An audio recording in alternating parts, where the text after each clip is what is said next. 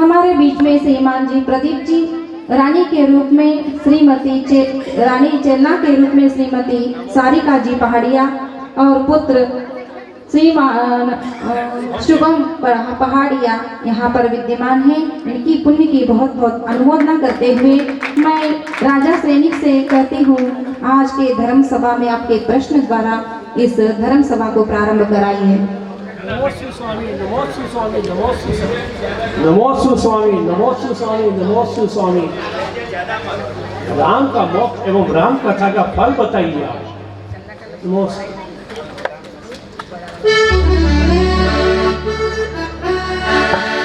मोक्ष मार्ग के वैभव वाले संतों को नमन।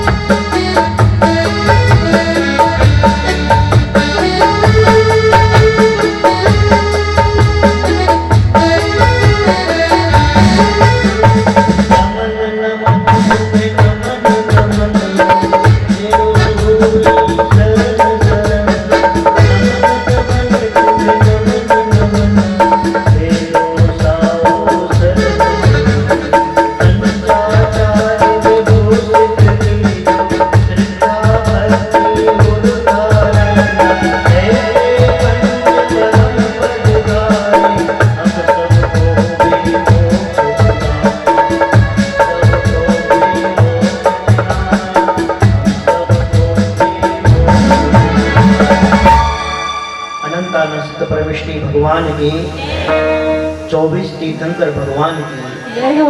पंच परमेष्ठी भगवान की जय हो। 3 कमलाकुल मुनिराज के जय हो। 12 जनवाणी माता की जय हो। मुनीश्वरनाथ भगवान की जय हो। महावीर भगवान की जय हो। आचार्य श्री रविशरण स्वामी की जय हो। परम पूज्य गणाधिपति गणधराचार्य श्री कुंतु सागर जी गुरुदेव के जय हो। परम पूज्य प्रकृष्ण आचार्य गुरु श्री देवनंदी जी गुरुदेव के जय हो। जय बोला परम पूज्य ध्यान दिवाकर मुनि प्रवर अनुष्ठान विशेषज्ञ विशिष्ट राम कथाकार श्री श्री श्री जय कीर्ति गुरुदेव की।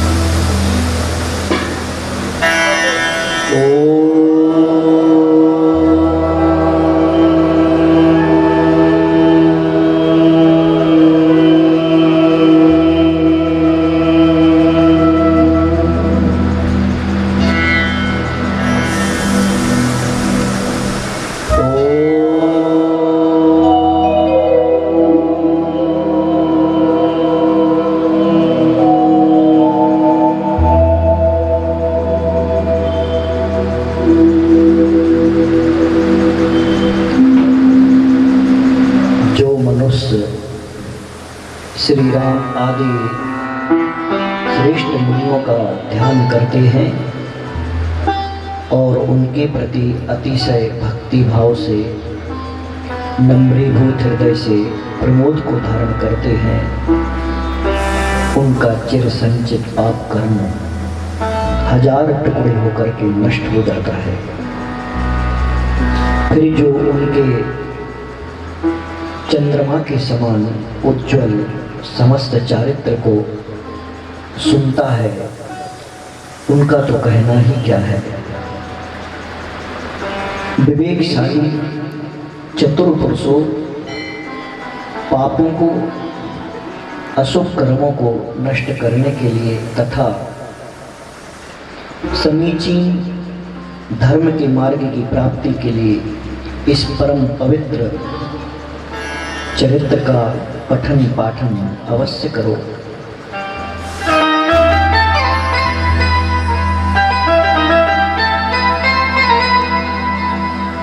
राम कथा जिसने सुनी मिला मुक्ति का सार। भक्त जीव ही सुन पाते राम नाम की बात। आओ चले हम राम के पथ पर जीवन सफल बनाने। मनुष्य जन्म जो हमें मिला सफल पाने। आओ चले हम राम के पथ पर जीवन सफल बनाने। मनुष्य जन्म जो हमें मिला सफल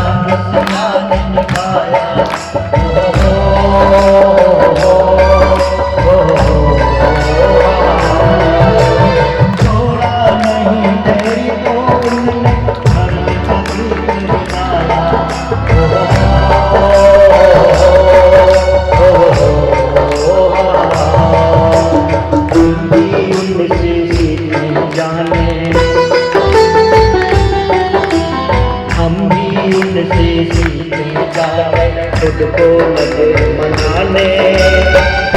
कष्ट में टिके कनकना प्रभु गाएगा।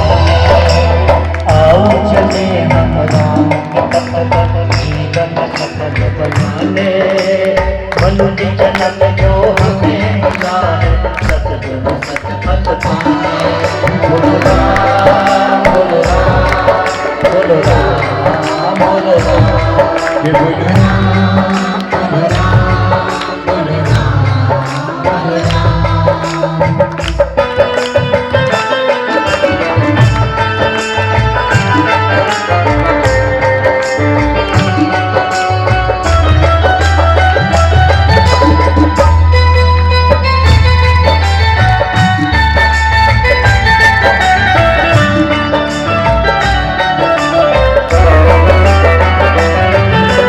महलों में जंगल में उन्हें आगे बढ़ना सिखाया।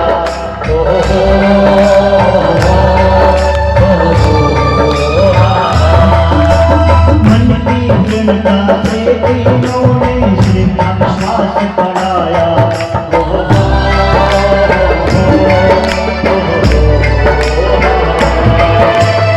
अपने रहे अगले बनाए। अपने रहे बनाए उनने लगाने। बड़े उपकार प्रेम भाव से सबको गले लगाने। आओ चले हम राम के पथ पर जीवन सफल बनाने। मनुष्य जन्म जो हमें मिला है सतगुण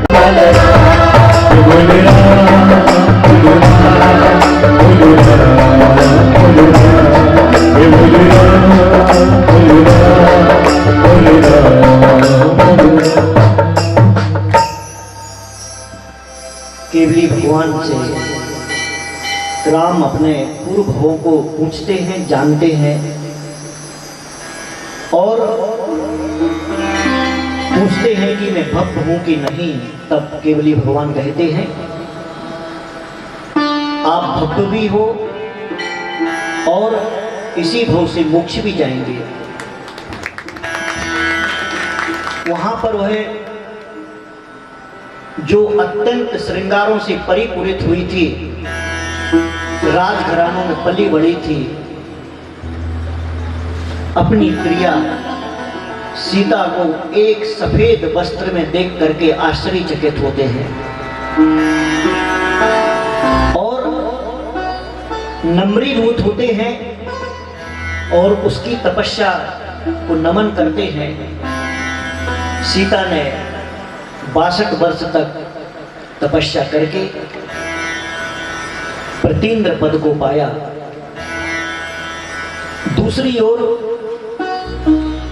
भामंडल के सैकड़ों वर्ष एक मुहूर्त के जैसे निकल गए।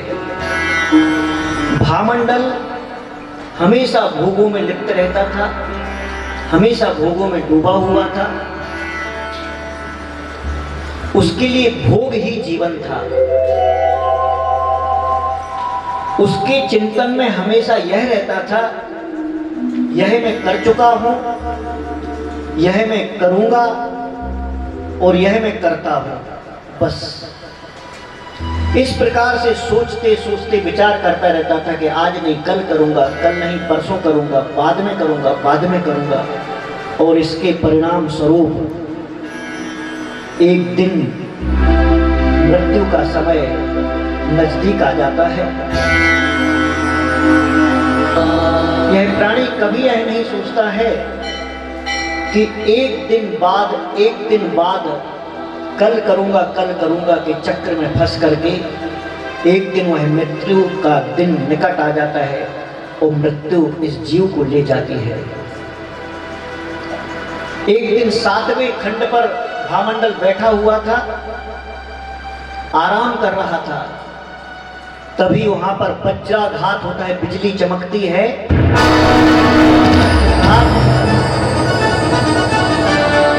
से भामंडल की मृत्यु हो जाती है।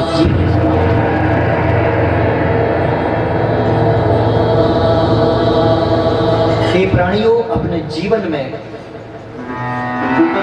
उस पल का भी याद रखो, उसको भी ध्यान में रखो कि ऐसा ना हो कभी कि कल के चक्कर में यह पूरा जीवन यूं ही व्यर्थ में बीत जाए। यहाँ कहते हैं कि उन 1000 शास्त्रों से भी क्या प्रयोजन है जिससे आत्मा शांत नहीं होता है, और वह एक पद भी बहुत है जिससे आत्मा शांति को प्राप्त होता है। सौधर्मेंद्र की सभा लगी हुई है, सभी सभासद बैठे हुए हैं, पारिषद देव आदि उसमें बैठे हुए हैं, सामान्य देव बैठे हुए हैं, और सौधर्मेंद्र आकर के उस सभा में विराजमान होता है। अनेक प्रकार की वार्ताएं होती हैं, अनेक प्रकार की चर्चाएं होती हैं। तभी सौधर्मेंद्र कहता है कि सभी प्रकार के बंधनों में स्नेह का बंधन, प्रेम का बंधन सबसे विकट है, सबसे मजबूत है, वह छूटता नहीं है। राम लक्ष्मण एक दूसरे के बिना एक पल भी नहीं रह सकते हैं। राम लक्ष्मण एक दूसरे के बिना एक पल भी नहीं रह सकते हैं। प्रेम का बंधन ना टूटे, ये मोह का बंधन ना टूटे, सब बंधन में बड़ी मुश्किलों से छूटे। प्रेम का बंधन ना टूटे, ये मोह का बंधन ना टूटे, सब बंधन में बड़ा है बंधन, बड़ी मुश्किलों से छूटे।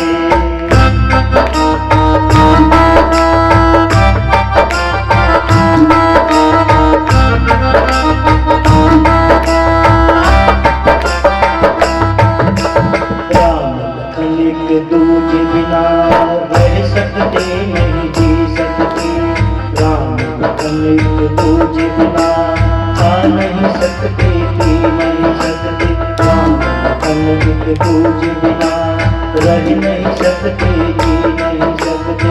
राम लखन एक पूजे बिना खा नहीं सकते, जी नहीं सकते। जग रूठे तो जग रूठे, भाई से भाई ना रूठे। जग रूठे तो जग रूठे, भाई से भाई ना रूठे। प्रेम का बंधन ना टूटे, मोह का बंधन ना टूटे। सब बंधन में बड़ा है बंधन, बड़ी मुश्किलों से छूटे, बड़ी मुश्किलों से छूटे।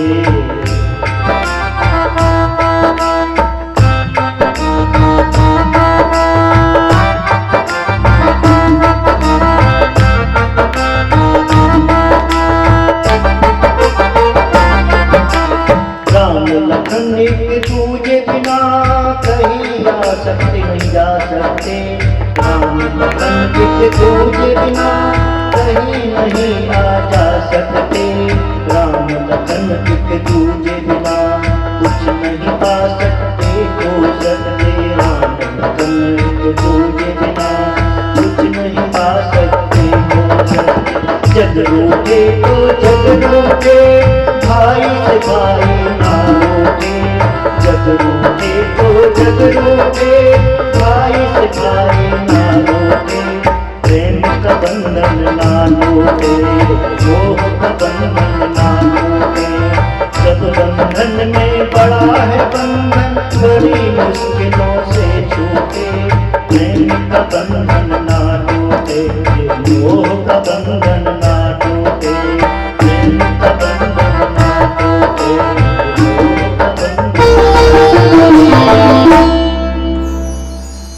सोदरगंध अपनी सभा में कहता है कि प्रेम का बंधन है, ये स्नेह का बंधन इतना इतना मजबूत होता है कि जिन्होंने अपना भविष्य जान रखा है, जिन्हें मालूम है कि मेरा क्या होने वाला है,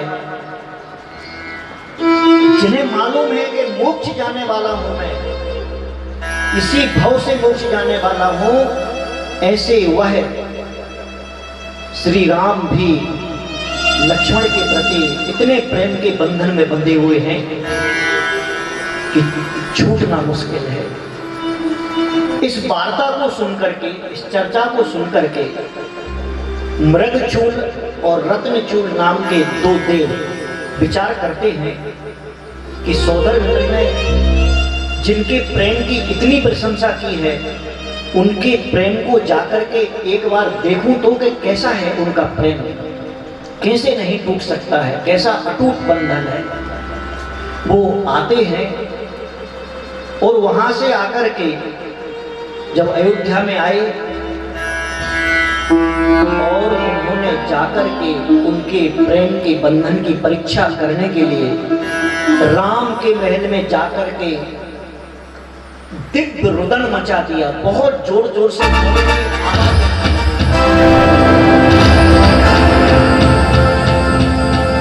चारों ओर से शिश्कियां, चारों तरफ से आंसू बहाने के, चारों तरफ से रोना धोना शुरू हो गया।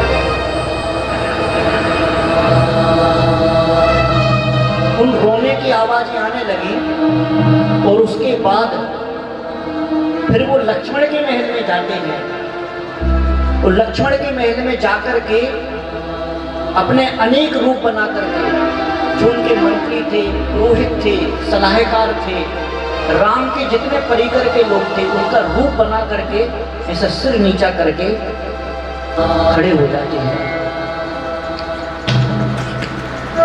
लक्ष्मण ऐसा देखते हैं, आज राम की सभा के सभी मान्यगण ऐसे क्यों खड़े हैं? पूछते हैं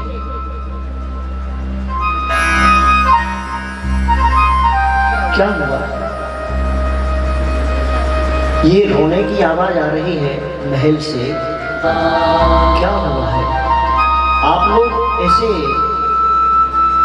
चुपचाप क्यों खड़े हैं, क्या बात है, बोलिए। तब वो है उनमें से ब्रगचूल नाम का देवता जो होता है, जिसने अपना भेष बदल रखा था, वह कहता है, हे नाथ, हे नाथ। लक्ष्मण कहते, कहो कहो, सब पूरी बात करो। वह कहता है, हे नाथ, राम की मृत्यु हो गई है। लक्ष्मण यह सुनते ही, इस बात को सुनते ही लक्ष्मण की आंखें ऐसी ऐसी ऐसी चंचल हो जाती हैं, ऐसी घूमती हैं आंखें, और सिर्फ कहते हैं, हाय, यह क्या हुआ?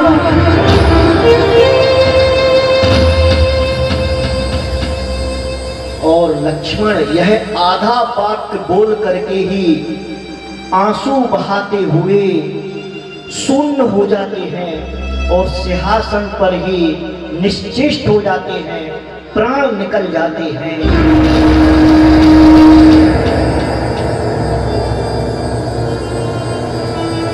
उस समय वह दोनों देव घबरा जाते हैं, डरते हैं कि अरे मैंने ये क्या कर दिया।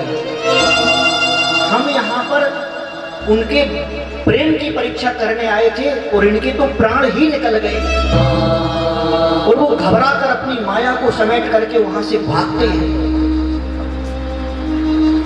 और इस दृश्य की, इस लक्ष्मण के मृत्यु की खबर जैसे ही फैलती है, लक्ष्मण की 17,000 रानियां आ जाती हैं वहां पर। और वे 17,000 रानियां संतप्त हो रही थी, अनेक प्रकार से कह रही थी, अरे लक्ष्मीधर, आप आज इस तरह से क्यों बैठे हैं? आंखें खोलो, हम लोग आए हैं तुम्हारे लिए। जब वो देखती हैं कि निश्चेष्ट हो चुके हैं लक्ष्मण, तब उनका रुदन शुरू हो जाता है और बहुत रोती हैं। और बहुत रोने की आवाज सुन करके जब यह समाचार राम को मिलता है कि लक्ष्मण के साथ ऐसा हो गया है, तब राम दौड़ करके और घबरा, जैसे कि मन ही उनका निकल जाएगा, हृदय ही बाहर निकल जाएगा, इस प्रकार से भागते हुए और दौड़ते हुए आते हैं लक्ष्मण के पास और एकदम विचार करते हैं, मुझको देख करके ये लक्ष्मण आज बैठा क्यों है? मेरे सम्मान में मेरे आते ही साथ यह तो खड़ा हो जाता है, आज यह लक्ष्मण ऐसा नीचे मुंह करके क्यों बैठा है? सिंहासन से खड़ा क्यों नहीं हुआ? राम कहते हैं, आजा आजा वत्स, आजा भाई, आजा। और ऐसा सिर लेकर के उसको सूंघते हैं, उसको चूमते हैं और कहते हैं, अरे लक्ष्मण, यह तू आज क्या कर रहा है? हाँ, मेरे गले तो लग, तू आज उठा नहीं है, देख मैं आ गया, आजा गले लग जा। राम उनके मृत शरीर को देख करके भी उसे अमृत के समान समझ रहे थे। वह देख रहे थे, परंतु राम यह देख करके बड़े ही उद्वेग और भय से पसीना पसीना होकर उनके शरीर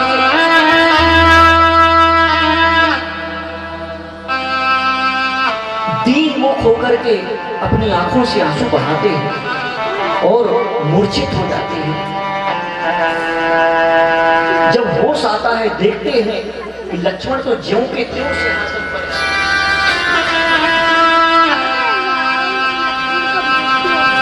तब कहते हैं, लक्ष्मण,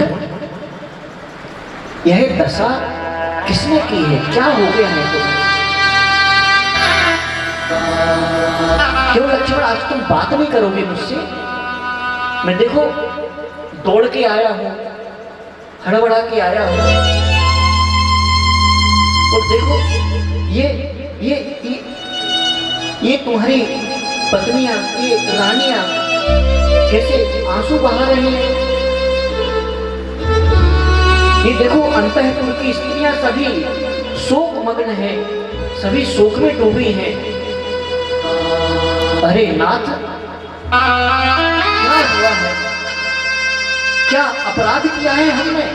हम लोगों से कोई अपराध हुआ है क्या? लक्ष्मण बोलो ना, बोलते क्यों नहीं हो? अगर अपराध हुआ है तो क्षमा करो मुझे। क्यों तुम मुझे छोड़ के चली गई लक्ष्मण?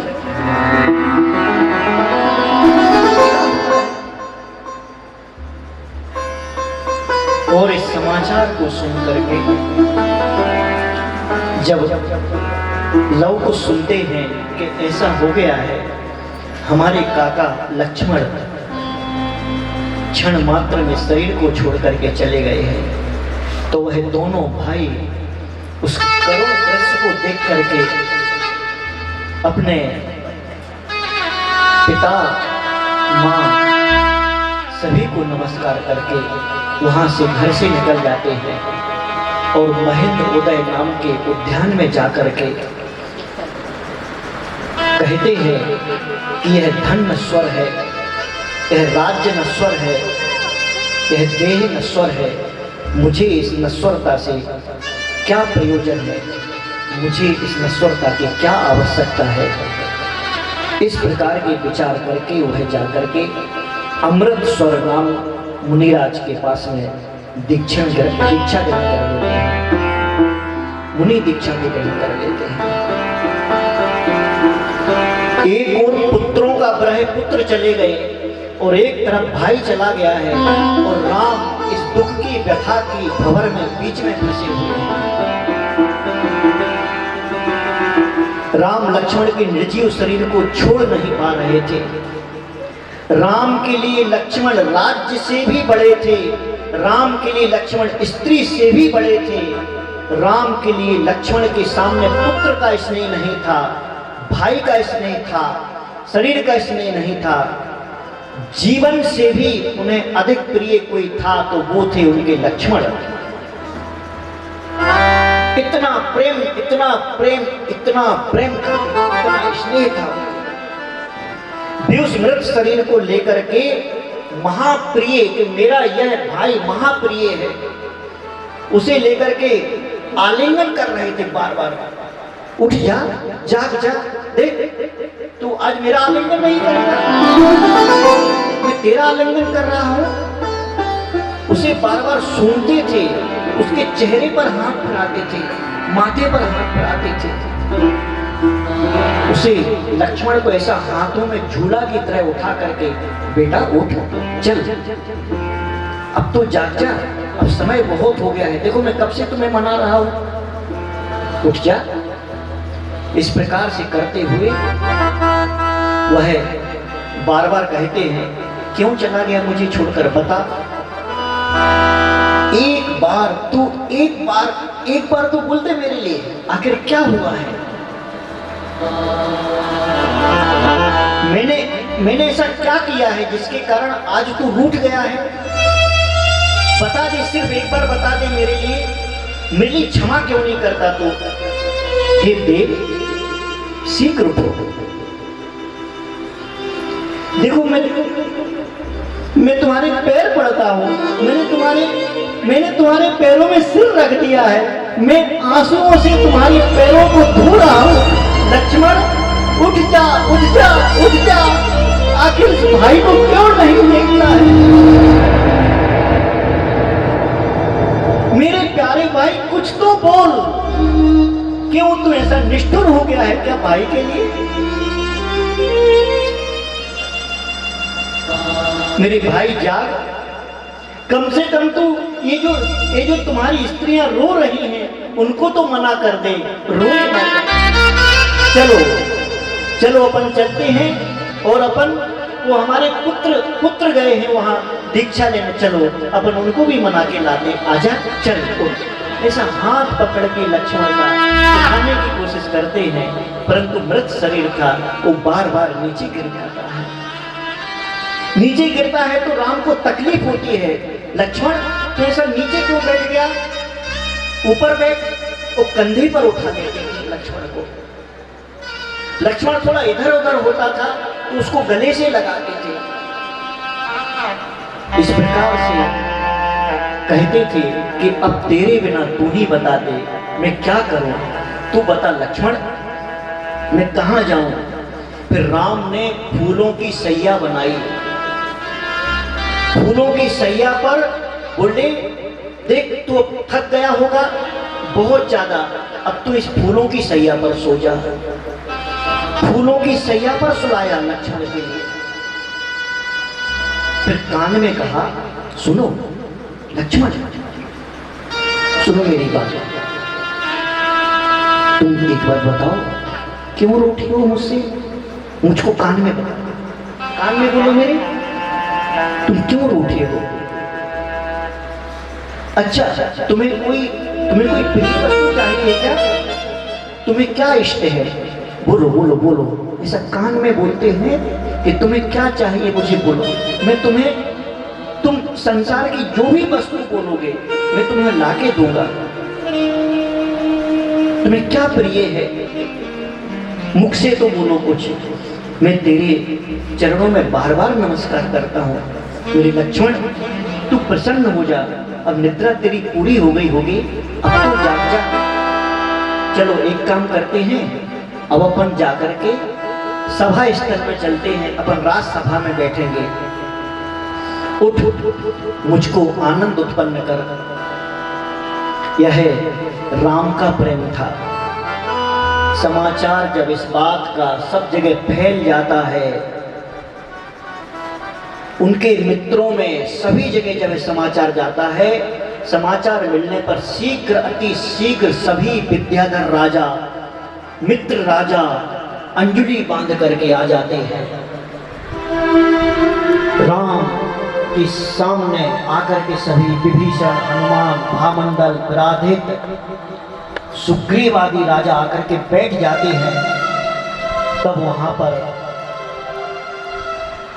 बड़ी हिम्मत जुटा करके विभीषण कहते हैं संसार में सभी की नर सुर असुर इंद्र नरेंद्र सुरेंद्र सभी की यही दशा होती है। हे राम शोक छोड़ो, यह मृत्यु सबका हरण कर देती है। मैं यह कह रहा हूं, मैं यह करूंगा, मैंने यह कर लिया है, मेरा यह करना बाकी है। पूरा जीवन दुर्बुद्धि मनुष्य ऐसा ही सोचता रहता है और यमराज उसे लेके चला जाता है। सुनो राम, हे राम, ना शत्रु ना मित्र ना परिजन कोई भी साथ में नहीं जाता है। इस संसार में समुद्रों के जितने बालू के कण हैं, बालू के कणों के बराबर हमारे सबके आदमी जन हो चुके हैं। तिल मात्र भी ऐसी संसार में जगह नहीं है जहां पर हमने जन्म न लिया हो। ऐसा कौन है जो मृत्यु से पीड़ित ना हुआ हो। विभीषण ने यद्यपि बहुत समझाया, राम को बहुत बोला, तथापि राम निर्जीव लक्ष्मण के शरीर को उस प्रकार से नहीं छोड़ रहे थे जिस प्रकार से विनयी शिष्य अपने गुरु की आज्ञा को नहीं छोड़ता है। विनयवान शिष्य जो होता है वह अपने गुरु की आज्ञा को नहीं छोड़ता है, उसी प्रकार से लक्ष्मण के शरीर को राम नहीं छोड़ रहे थे। फिर उसके बाद सुग्रीव आदि राजाओं ने मिलकर के कहा, हे देव, हे राम, हम लोग चिता बनाते हैं और उस चिता पर लक्ष्मीधर के शरीर का संस्कार कीजिए। इसके उत्तर में राम ने गुस्से में राम को कसकसा के कहा, चिता पर तुम्हारे माताओं पिताओं और पितामहों को, तुम्हारे खानदान को जला दो।